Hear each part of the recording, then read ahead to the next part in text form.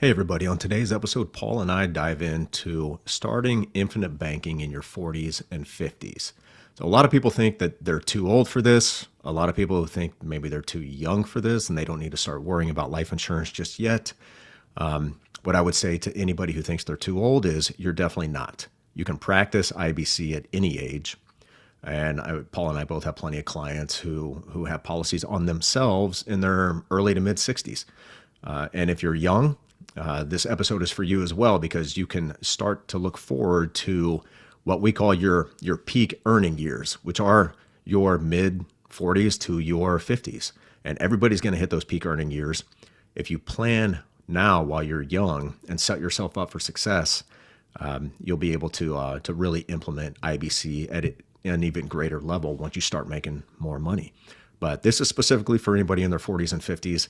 And Paul and I are both in our mid 40s, so we have some pretty good perspective on this and how starting IBC right now during this time is a very beneficial thing for you, your family, and your future. So enjoy the episode. Hey, I'm Dave. And I'm Paul. And this is the Wealth Warehouse Podcast.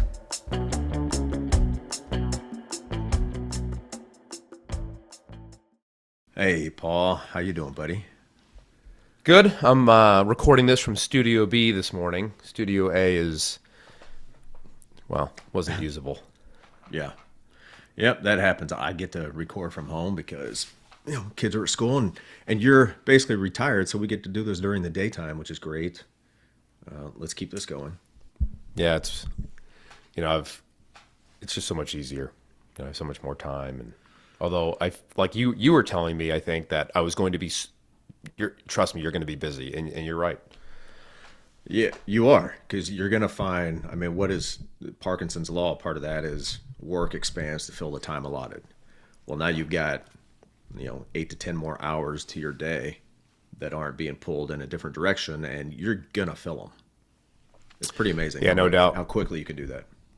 And what I found is I find making lists are the best thing that I've discovered. Whether it's, a personal list or a business list of just things I need to do. And It just helps tremendously with the daily focus. So I'm going to continue to practice that. I've never been a huge list guy, but it just helps tremendously. No, it does. And I've got my whiteboard kind of segregated into personal lists, different businesses, what I need to do for those, what I got to take care of right away. But man, my calendar, I guess we'll get into a, productivity episode, but my calendar, if I have any white space, I fill it with something on that list. So I make sure I take care of the most important things and put it on the calendar. So I don't, so I actually have the time to do it. Right on. Yeah. Yeah. Well, all right, man. Speaking of, we had to put this on the calendar. Make sure we get this done because this is a priority every single week. So we'll continue this. Make sure we knock one out every week and keep the episodes coming. So hope everybody's enjoying them and getting something out of them. Yep. In February, it'll be our 3-year anniversary too. Wow. 3 years in February. Yep. Valentine's Day. Without missing a week. Yep. So. Well, we haven't made it yet, so we got to keep going. That's right. So today, right, we get this question.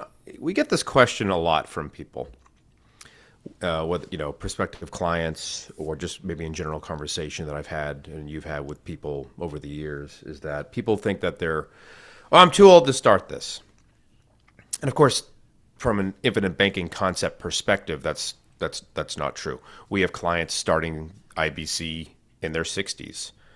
Right. But I think, today's episode is going to be focused on starting IBC in your 40s and 50s. And we picked this age because I think the majority of our clients are in that age range. We're in that age range. I'll be 45 this month. Dave already is 45 and been 45 for several months.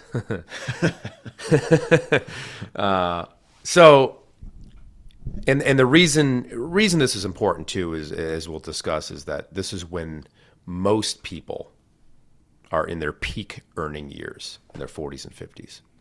Absolutely. And if you're listening and you're in your 20s or 30s, stay tuned because we've got a little call to action for you towards the end of this episode. So you're definitely going to get something out of this. But you're right. Your peak earning years. If you look back 10 years, if you're in your 40s, you look back 10 years, are you making a lot more now than you were 10 years ago? Chances are you are. Sure. Unless there's been some huge unforeseen setback in your life, which that stuff happens. But yeah, and in your 50s, like 10 years from now, I should be making a lot more than I'm making today. Because every year I've got more value to offer because I've got more experience, more knowledge. Maybe I've learned a bit more about being productive. But in your 50s, depending on when you started having kids, you could be kicking some kids out the door and be an empty nester in your 50s. I mean, how productive can you be then? Holy cow. Yeah, that's right. And in a lot of our, especially our 50s clients, they are empty nesters, or they're a year away from it, right? Although some of you still have those kids on the payroll, and you know how I feel about that. Get them off the payroll. And if they're going to be living there, guess what? Rent's due on the 1st. Yeah, I think I've made that clear enough to Jack. He's a junior in high school. That we were driving the other day, or he was driving me. I was sitting passenger seat because I'd rather him drive sometimes. And he said, "Dad, I want to talk about after I graduate. How can I get a place to live? How can I find something?" So we just started brainstorming some different options. So he started to think about that. And I think he was getting a little stressed about it. So I told him, "Hey, just relax. Don't worry. It's going to be fine. Yeah. No need to stress about it. But having a good stockpile of dry powder is going to be good for you. So don't be spending it all souping up your Audi A4. I might be helping him do that. He keeps asking me. I know. Yeah, that's all he wants for Christmas is a new exhaust. So, and then yesterday he said, "Hey, can I read Rich Dad, Poor Dad? Will that help me learn more about money?"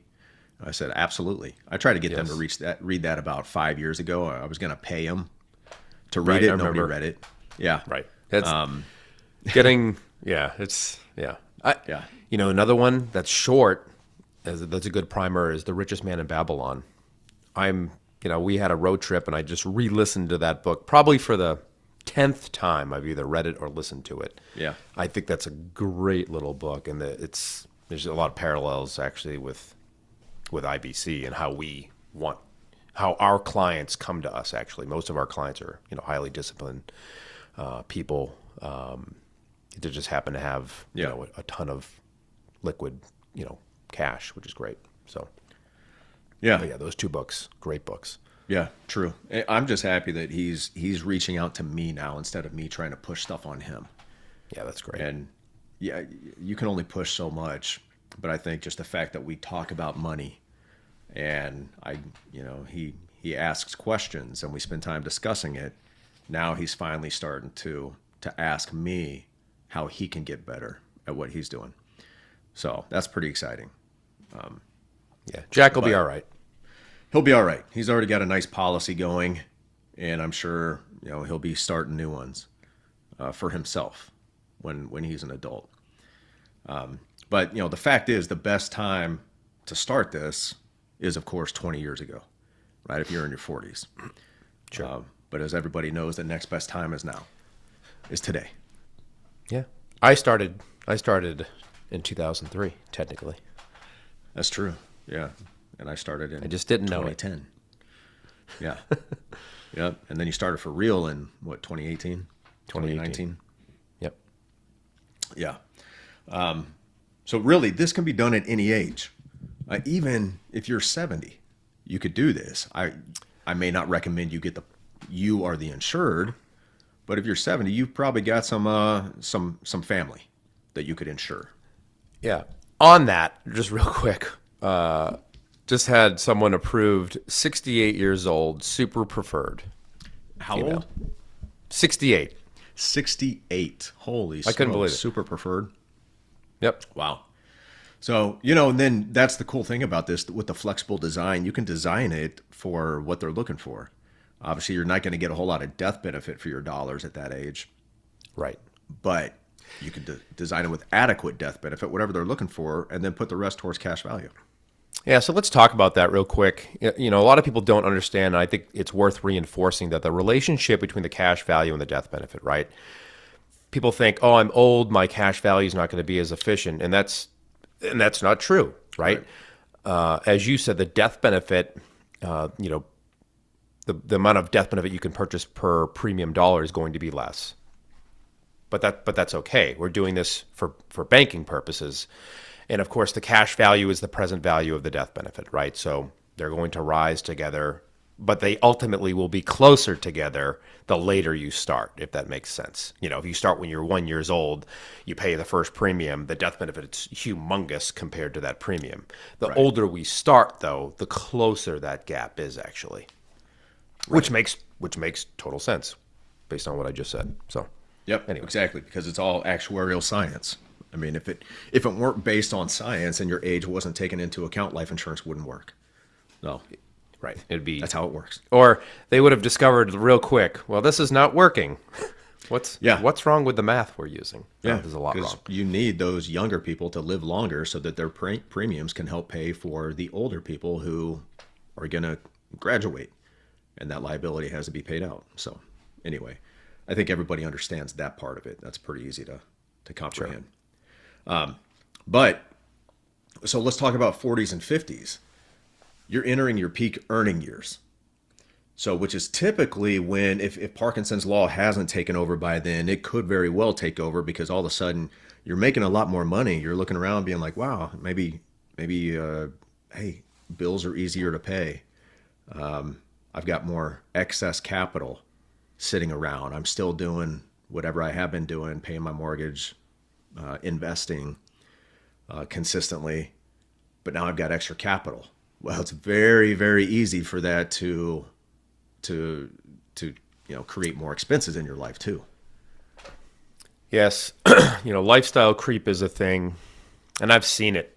I've recently talked to some folks that are in the top 10% of earners in America as a household, or they're darn close to it. Yet they basically can't rub two nickels together. Yeah. Because of that lifestyle creep, severe lifestyle creep. And that's not something we deal with very often. So it's going to be an interesting case to kind of take on and dig into that stuff. It's not hard, and I can just act like Dave Ramsey and tell them what to do. And yeah. But I'm an advisor. I'm going to advise them, hey, this is what you need to do. But it's interesting. We have most of our clients are at the other end of that spectrum.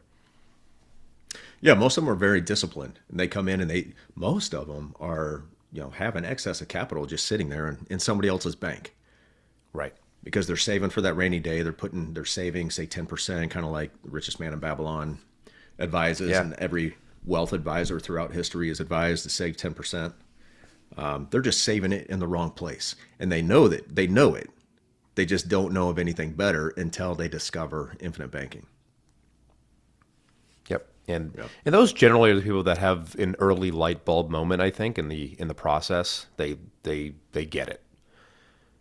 Especially when you look at the attributes and, I can still access my cash, but then it's still growing in the background uninterrupted. And when you tell them, like, yes, if we were twins, we had the same policy and I had a loan out and you didn't, we'd still get the same exact dividend. Right. With non-direct recognition. If you're using non-direct recognition. Which we use. Yeah. Mainly. Yep.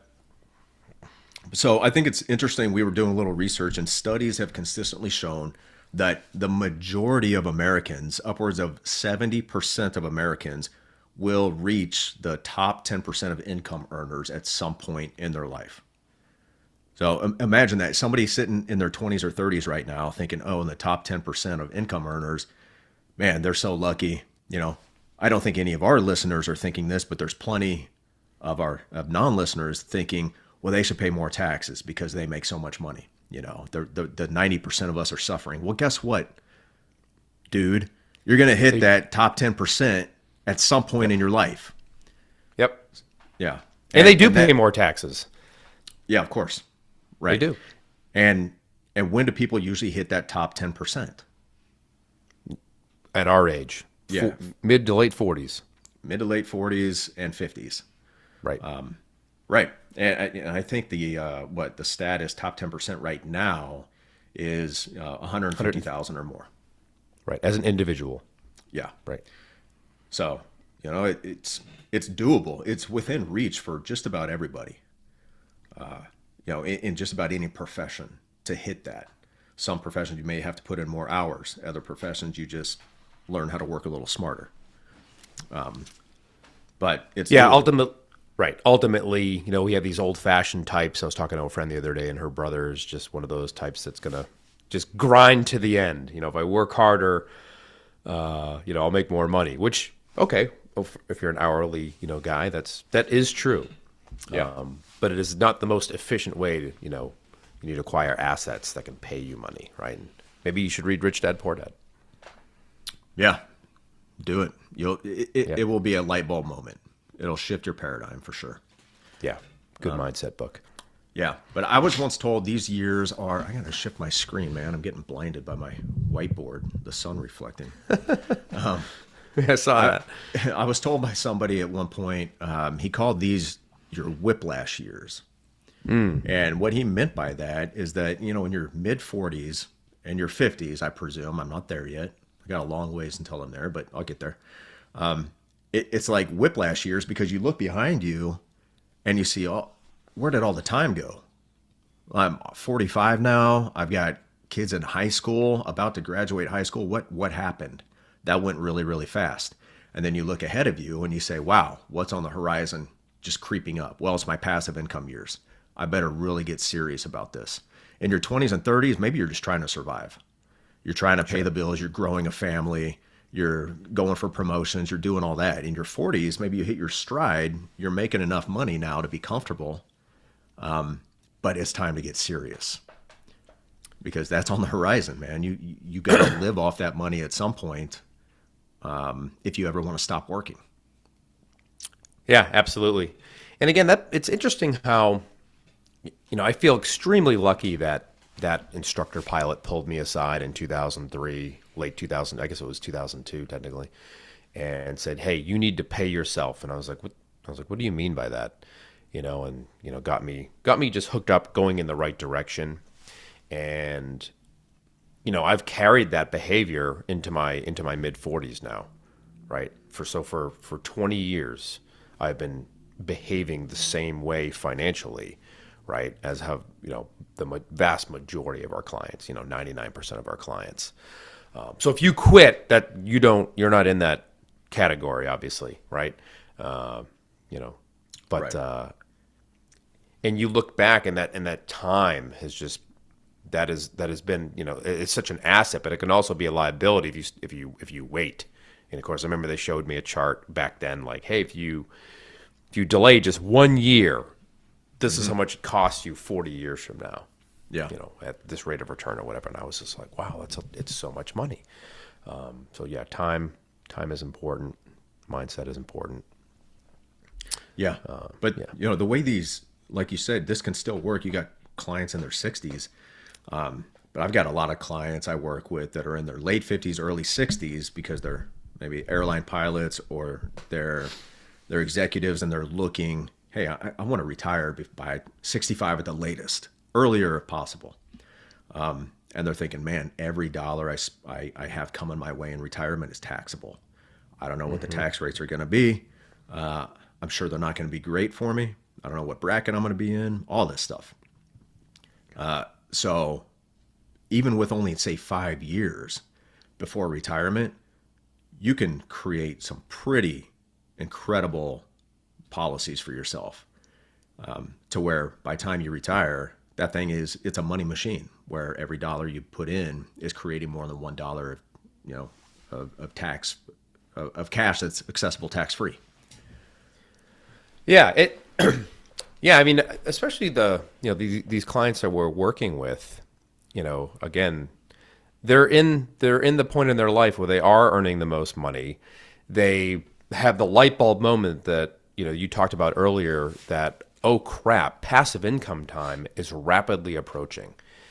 I need to, and all this stuff, I've been socking this money away in this 401k, all of that income in the future at age 59 and a half, or whenever they decide to take it. They have to take it between that age and whatever it is now, 73 or something.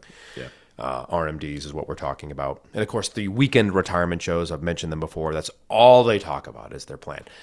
To their credit, though, they like life insurance, actually. They're like, you should have had this asset. You've been given the wrong advice. And I appreciate that. It doesn't seem like they're, pushing it, but it's just, hey, if you had this is great. Because all your 401k, unless it was a Roth 401k, which almost not that many people have, we have it in government, whatever, but it's all going to be taxable income at an unknown rate. When you want as much income as you could possibly have, because you're no longer necessarily laboring for that wage. So it's just amazing how long it takes people to actually think about it and realize, oh crap, this was putting money over here wasn't necessarily the greatest thing I could have done. I should have put some money as well over here into this other thing. And some people decide to, hey, I'm making enough money now, I can do both. I can continue putting money over there in my qualified plan, but with the excess capital, I'm going to put it over here into life insurance. Or we have many people who just decide all out that I put enough into a qualified plan. Cold turkey. I'm going to let that ride, and I'm going to redirect that money over into life insurance, because I want part of my portfolio, if not a large part of my portfolio, to be in something that's guaranteed, that's safe, that is going to be there when I need it, regardless of what happens in the economy. No questions asked. So that's, there's two different ways. You don't have to, we don't advise people to do one or the other. We advise you to do your research. Look at where your money's going. Look at how it's going to be, the distribution phase. What does it look like in the distribution phase? Would you like to have more capital available to you that's tax-free during the distribution phase, that you can put back in, take out, replenish with windfalls? Maybe when your parents graduate from this earth, maybe they leave a legacy behind and you have a windfall. Well, now you have somewhere to put it, to replenish your cash value. Dave, this came up in conversation with a client. He's an airline guy. He flies for Atlas, I think. And so 740, I think he flies 747s. He asked me what I thought about the Roth IRA, the self-directed Roth IRA. So I'd like to get your take on this. Excuse me. He was like, hey, I've got this, Roth IRA. I want to move it into a self-directed. He's young. He's 31. Paul, what do you think about? What do you think about that? And I was like, well, I have one of those, and I've had a Roth IRA since 2003, and I've had a self-directed since 2016, I think, which is fine, whatever. But I was like, hey, man, it's a qualified plan. He was talking about pulling a policy loan to contribute to it. So I'd like to get your thoughts. My thought was, I don't know why you would do that. You're taking post-tax money, paying premium with it, and then you're going to pull a policy loan to put money into a government qualified plan that also uses post-tax money. Why would you do that? And the only thing I could think of is future tax-free income, but he's 31, 29 years of being separated from that capital. So I don't know what you think about that, but I know maybe a lot of our listeners might be interested and they might be in the same boat or thinking of doing something like that. Well, I'll go shotgun blast. So sorry. Yeah, I'll go back to something you say all the time, which is the banker can do whatever he wants. Okay. I would say there's worse ways to do that plan, by taking that money straight from your checking account and putting it towards a Roth IRA. At least he's sequencing it through his policy first, and then taking loans against his cash value to do this, which to me is a brilliant way to go about doing that, if that's something you choose to do. My question is always why. Let's get to the why. Why do you want to put it here? What benefit are you going to get that you wouldn't get by just paying more premium? Yeah, that was my take. And the other thing I was telling him, I said, having already done this, I'm 14 years older than you. I have a lot of money in that type of qualified plan. In this case, a Roth IRA. And I've done, as you know, I've made transactions with that over the years. My first private money loan was to you, Dave, from that self-directed Roth IRA. Unsecured, 12%. It's great. Was it 12? I thought I paid you 10. I thought I got a better deal than No, that. it was 12. Okay. And the problem is, folks, with that is all those transactions are what is known as arm's length, right? So I can't directly profit from those transactions. The money goes back to the Roth. It's the same thing if, you can buy real estate with it or whatever and do all these things. And that's fine. It's all true. The Self-Directed IRA Handbook, great book. But it's telling you within the rules, the IRS rules of what you can and cannot do. So yes, you can create for the future, lock up more money. But there's a reason you can only contribute $6,500 or whatever it is now to a Roth IRA, right? I have virtually unlimited rules when it comes to paying life insurance premium. It's just based on my human life value. So seemingly I could pay $500,000 a year of life insurance premium if I could afford it, right? That'd be great. Yeah. So there's no restriction and it's all post-tax. So I think check your mic. I think it's off of your Sure now. But another thing about the Roth IRA is, man, he's right. The only people who can really typically fund that are younger people, where that money is going to be locked away for decades. Because once you get into your peak earning years, you're probably going to be phased out of the Roth IRA, right? Where maybe it would make the most sense in your 50s to participate in a Roth IRA because, hey, I get access to that cash in less than 10 years anyway. It's only locked away from me for that long, and I get to earn tax-free on it. But guess what? You can't qualify because you make too much money because you're in your peak earning years. This is interesting that they would create it this way. Right. And of course, they've got this everyone's like, hey, Paul, and we've talked about this with clients, hey, should I do the back door? And my point to them is I think you've locked enough money away. And these are people in their 40s. I'm like, do you really want to wait 15 more years? Because all that money you've got in there, TSP, IRA, all that stuff, you have 15, 16, 20 more years before you can even think about touching it under their rules. Yeah. Or you could cold turkey stop putting money over there, put money over here, and have immediate equity, immediate access to the equity of that, in this case, life insurance policy. So yes, he's thinking, going back to and his name is Jesse. So shout out to you, Jesse. Good dude. You're thinking about things the right way. You just, as Dave said, ask yourself, why would you do this? We talk about, yes, earning money in more than one place, but you're really just kind of robbing Peter to pay Paul, and except you're putting it under lock and key now. But you could do it, no question. And if you were going to do it, that's how you would do it. So you're basically incorporated your contribution as premium first, which is how you would do it. Right. But again, my take. I gave him a mouthful or an earful. My take is, why would you do that? Yeah, it's just always asking the question why. And why is it designed this way? Is it designed, was this created by the government as a way to help me, or to help them, or to help the financial institutions? Yeah, all of that.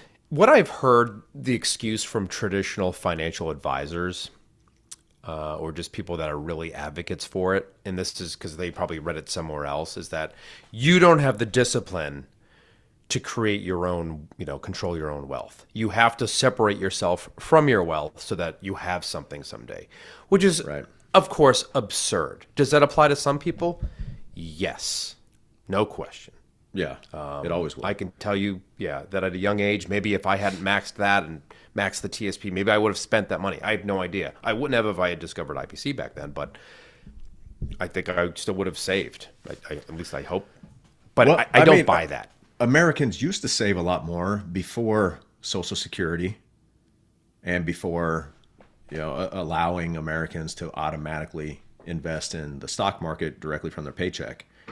Right. They used to save a lot more and take a lot more personal responsibility. Really, it's an example of government policy affecting behavior of individuals, where they behave in a way they wouldn't otherwise behave, but because of government policy, it encourages them to act in a way that may not be to their best benefit. Right.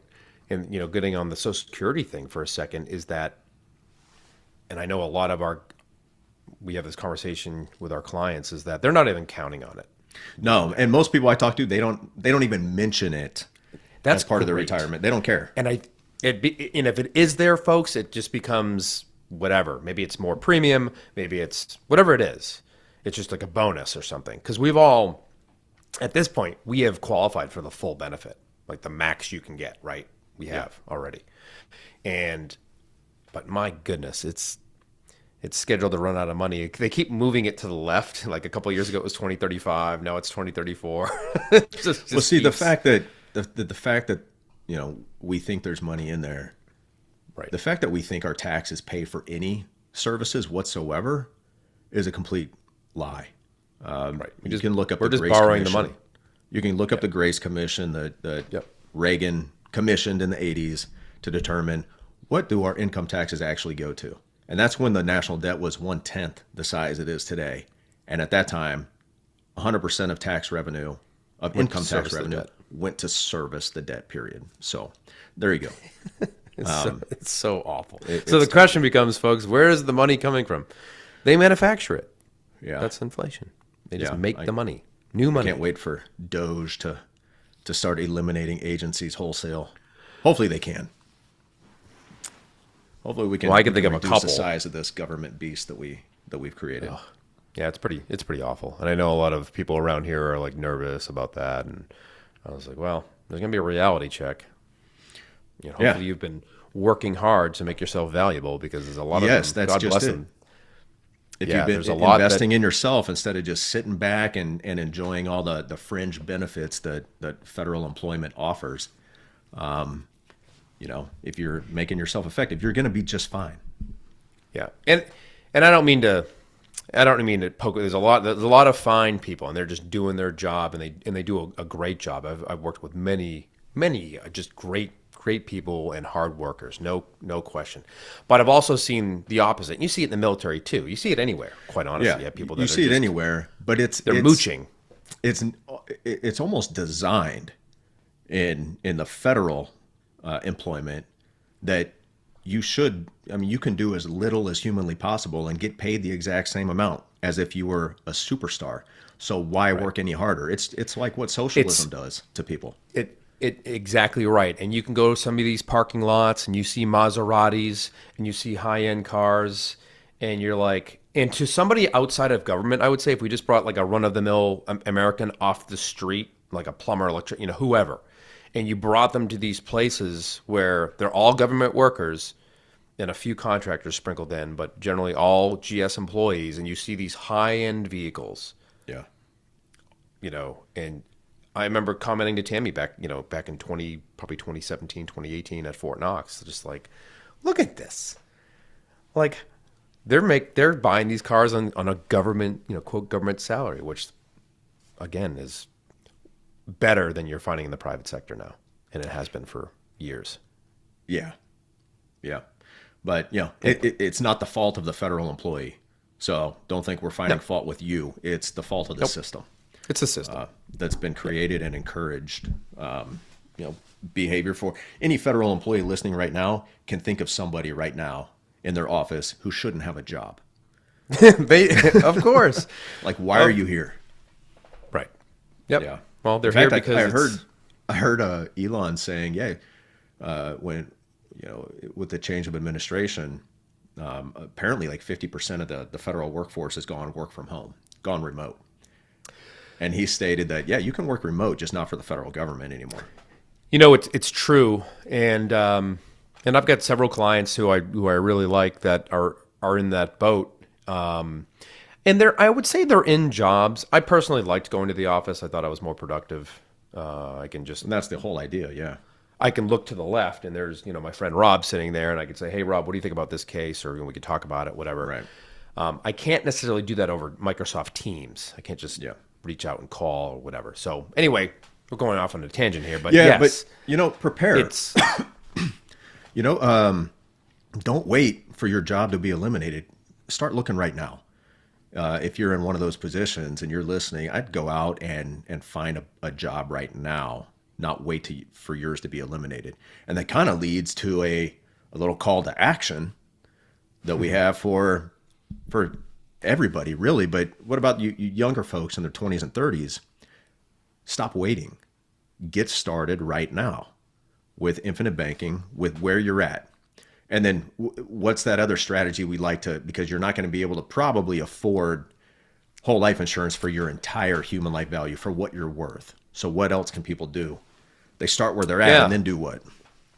Yeah, just open up a separate convertible term policy on you and your spouse. And that, Dave and I have done that. Everyone that we know in the business has done that because we want future expansion.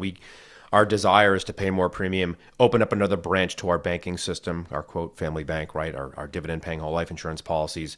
Dave's got like whatever now, a dozen. I'm about to open up my I guess technically my 10th. So we do that with convertible term. So get underwritten while you're young and healthy, open up a several $1 million, based on your human life value, whatever, convertible term, so that for the next 20 or 30, if you're in your 20s, we're going to be a 30-year term probably is that what we're going to do. Yeah. Can't convert it past age 65. So if you're in your 20s, 30 years more than appropriate. But that gives you future system expansion. And basically at the snap of a finger, we just, hey, Paul, I want to pay another $10,000 a year of life insurance, whole life premium. I got a raise, I got a new position, whatever it is. And they're conquering Parkinson's law. They're paying themselves first. And then we just, no problem. We create another policy, whole life. That death benefit that we create with that whole life policy gets stripped away from that term. The premium gets adjusted, and we issue a new whole life policy. It's fantastic. It's quick. It's easy. And more and more we have clients doing that. They listen to the podcast. They want to get to as close as they can to their human life value as far as death benefit, because that's important, right? But that's a high level of understanding, I think, although it is quite simple. But I appreciate that in the term, folks, is, let's face it, Dave Ramsey says, term is cheap. Well, there's a reason it's not going to pay you. Especially the younger you are. But what you're doing is you're preparing for your peak earning years. So that by the time you get there, all you got to do is snap your fingers and you got a whole life policy without going through underwriting again, no matter what your health is at the time. You can create a policy for yourself to capture that extra capital that you're bringing in from your peak earning years. So you're going to hit those years. If you're not there already, you will be. So prepare for it. Yeah.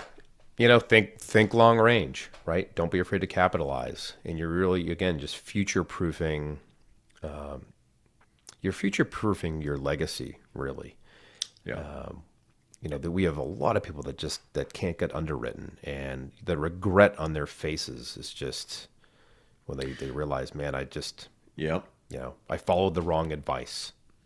Exactly. And now I'm paying for it. I've had it affect a couple of friends too.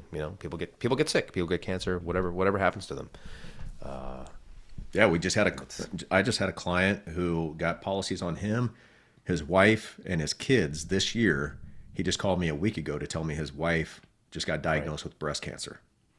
And he's like 35, I want to say. So they're in their mid 30s, but he couldn't have been more grateful. He was thanking me, but really I said, no, you're the one that made that decision. You took the action. You took the action. So good for you. And thank God you had that foresight and dove into this and got smart on it and decided this was right for you and your family, because now, it may not heal your wife, but it'll provide a lot of benefits should you need them in a really tragic situation. So we'll end with that, but start where you're at, No reason to delay. Get started today. You're not too old to get going, is the bottom line. Bottom line, you're almost never too old. And I would say you're never too old to practice IBC. If you need to practice with somebody else's life, like a grandchild or your child, fine. But still a legacy that you're leaving to somebody, right? Hey, here's this cash flowing policy that I opened on you 15 years ago when I was 70. Now I'm 85 or whatever. Yeah. So there's, All right. Well, have a great week, everybody. And we'll talk to you next week. Until then, control your capital. Or somebody else will. Hey, thanks for listening, everybody. If you'd like to have a conversation with us to see how you can become your own banker, or if you have any questions or topics you'd like us to tackle in a future episode, please send us an email to davidandpaul@theibcguys.com. And subscribe and leave us a review if you're on Apple. Follow and leave us a 5-star review if you're on Spotify. And please share this with your friends. We'll see you next week.